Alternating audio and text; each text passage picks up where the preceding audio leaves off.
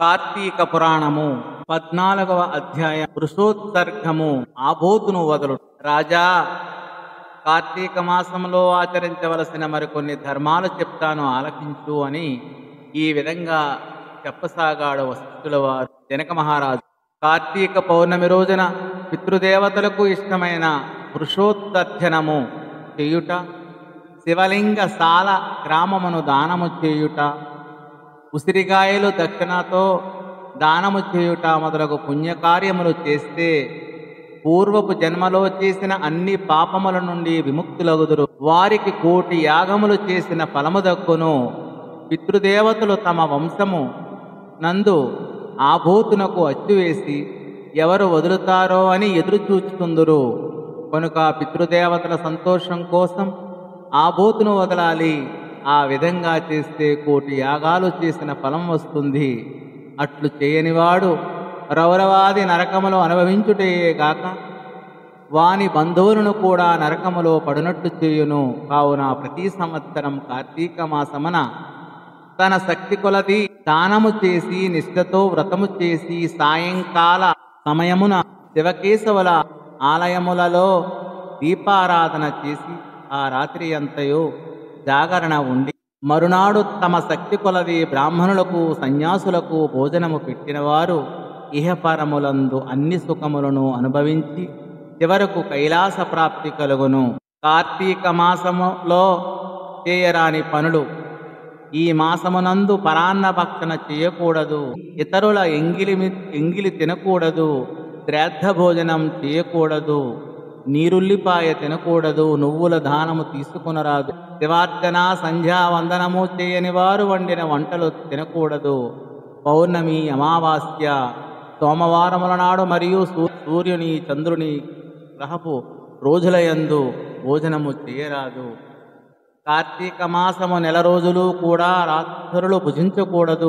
ఏకాదశి ద్వాదశి వ్రతములు చేయవారు ఈ 2 రాత్రులు తప్పనిసరిగా జాగరణ చేయవలను. ఒక్క పూట మాత్రమే భోజనము చేయవలను.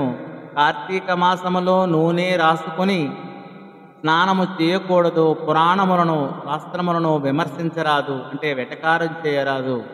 కార్తీక మాసమున వేడి నీటితో స్నానము చేయకూడదు. చేసినది కళ్ళుతో సమానమని సాక్షాత్తు బ్రహ్మదేవుడే చెప్పాడు. ఒకవేళ అనారోగ్యముతో ఉండి కార్తీక మాస వ్రతము విడవకుండా చేయవలన నిబంధన ఉన్నవారు మాత్రమే వేడి నీటి స్నానము చేయవచ్చును.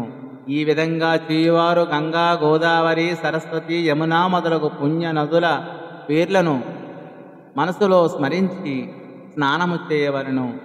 ఏ నది తనకు సమీపంలో ఉంటే ఆ నదిలో ప్రాతకాలమున స్నానము చేయవలయును. ఒకవేళ నదులు అందుబాటులో లేనప్పుడు బావి దగ్గర గాని చెరువునందు గాని స్నానము చేయవచ్చును. ఆ సమయములో గంగే చ యమునే చైవ గోదావరి సరస్వతి నర్మదా సింధు కావేరీ జలేస్మిన్ సన్నిధం కురు. గంగే చ యమునే చైవ గోదావరి సరస్వతి నర్మదా సింధు కావేరీ జలేస్మిన్ సన్నిధం కురు అని చదువుతూ స్నానము చేయవలను. స్నానం పూర్తి అయిన తరువాత సూర్యమండల మధ్యవర్తి అయిన శ్రీ మహావిష్ణువును ధ్యానించాలి. కార్తీక మాస వ్రతము చేయువారు పగలు పురాణ పఠన శ్రవణం, హరికథా కాలక్షేపములతో కాలము గడుపవలను. సాయంకాలమున సంధ్యావందనాది కార్యములు ముగించి పూజామందిరంలో ఉన్న శివుని క్రింది నామాలతో పూజించవలను. కార్తీక మాస శివపూజా కల్పము. ఓం శివాయ నమః జ్ఞానం సమర్పయామి. ఓం పరమేశ్వరాయ నమః ఆవాహనం సమర్పయామి. ఓం కైలాసవాసాయ నమః నవరత్న సింహాసనం సమర్పయామి. ఓం గౌరీనాథాయ నమః పాద్యం సమర్పయామి. ఓం లోకేశ్వరాయ నమః అర్ఘ్యం సమర్పయామి. ఓం వృషభవాహనాయ నమః స్నానం సమర్పయామి. ఓం దిగంబరాయ నమః వస్త్రం సమర్పయామి. ఓం జగన్నాథాయ నమః యజ్ఞోపవీతం సమర్పయామి. ఓం కపాలధారిణే నమః గంధం సమర్పయామి. ఓం సంపూర్ణ గుణాయ నమః పుష్పం సమర్పయామి. ఓం మహేశ్వరాయ నమః అక్షతాన్ సమర్పయామి. ఓం పార్వతీనాథాయ నమః ధూపం సమర్పయామి. ఓం తేజోరూపాయ నమః దీపం సమర్పయామి. ఓం లోకరక్షాయ నమః నైవేద్యం సమర్పయామి. ఓం త్రిలోచనాయ నమః కర్పూర నీరాజనం సమర్పయామి. ఓం శంకరాయ నమః సువర్ణ పుష్పం సమర్పయామి. ఓం భవాయ నమః ప్రదక్షిణ నమస్కారాన్ సమర్పయామి. ఈ విధంగా కార్తీక మాసము అంతయు పూజించవలను. శివ సన్నిధిలో దీపారాధన చేయవలను. పూజ తరువాత తన శక్తిని బట్టి బ్రాహ్మణులకు సమారాధన చేసి దక్షిణ తాంబూలాది సంస్కారములతో సంతృప్తి పరచవలను. ఆ విధంగా చేసిన 100 అశ్వమేధ యాగములు చేసిన ఫలము 1000 వాజపేయి యాగముల చేసిన ఫలితము కలుగును. కార్తీక శుద్ధ చతుర్దశి నాడు పళ్ళు దానం చేసిన వారి సంతతి అభివృద్ధి చెందును. ఉపవాసం ఉండి శివారాధన చేసి నువ్వుల దానం చేసిన వారికి కైలాస ప్రాప్తి కలుగును. ఈ కార్తీక మాసము 1 రోజులు బ్రాహ్మణ సమారాధన, శివకేశవుల సన్నిధిలో నిత్య దీపారాధన, తులసీకోట వద్ద కర్పూర హారతులతో దీపారాధన చేసినచో వారు వారి వంశీయుల పితృదేవతలకు మోక్షం కలుగును. శక్తి కలిగి ఉండి కూడా ఈ వ్రతము ఆచరించని వారు అనేక విధములైన 100 జన్మలు ఎత్తి తరువాత నక్క, కుక్క, పంది, పిల్లి, ఎలుక మొదలగు జన్మలు ఎత్తుదురు.